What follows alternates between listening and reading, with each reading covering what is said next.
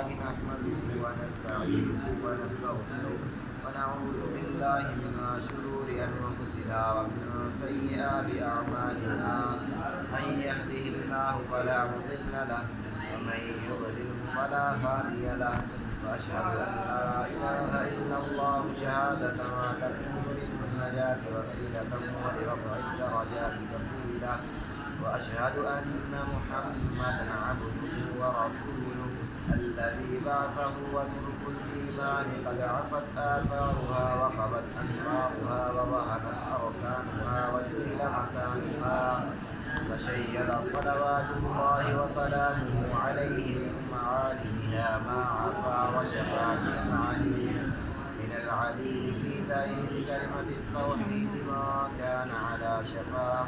وأوضح سبيل الهداية لمن أراد أن يسلكها وأظهر كنوز السعادة لمن قصد أن يملكها. أما بعد فإن التمسك بهديه لا يستمر إلا بالاقتفاء بما صدر من مشكاته والاعتصام بحبل الله لا يتم إلا ببيان كشفه. وكان كتاب المصابيح الذي صنفه الإمام محيي السنة قامع البدعة أبو محمد الحسين بن مسعود الفراء البغوي رفع الله درجته أجمع كتاب صنف في بابه وأضبط لشوارد الأحاديث وأوابدها. ولما سلك رضي الله عنه طريق الاختصار وحذف الأسانيد تكلم فيه بعض النقاد وإن كان نقله وإنه من الثقات كالإسناد ليس ما فيه أعلامها كالأغفال فاستغفرت الله واستغفرت منه فأعلمت ما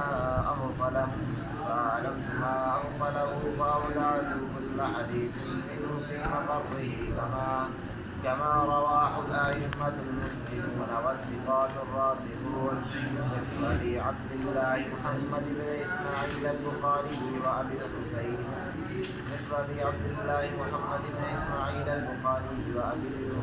مسلم بن الحجاج القشيري وأبي عبد الله مالك بن أنس الأصبحي وأبي عبد الله محمد بن عيسى الشافعي وأبي عبد الله أحمد بن محمد الحنبلي الشيباني وأبي عيسى محمد بن عيسى الترمذي وأبي داود البيقال بن أشعث السجستاني وأبي عبد الرحمن أحمد بن شعيب النسائي وأبي عبد الله محمد بن يزيد بن ماجة القصبيني وأبي محمد عبد الله بن عبد الرحمن الدارمي وأبي الحسن علي بن عمر الدارقطني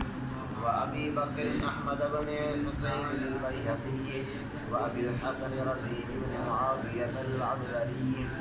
وغيرهم وقليل ما هو. وإني إذا نسبت الحديث إليهم كأني أسندت إلى النبي صلى الله عليه وسلم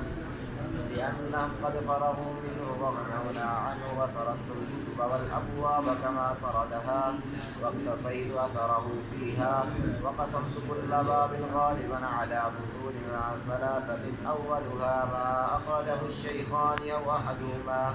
واقتفيت بهما وإن اشترك فيه الغير بعلو درجتهما في الرواية وثانيها ما أورده غيرهما من الأئمة المذكورين وثالثها ما اشتمل على معنى الباب من ملحقات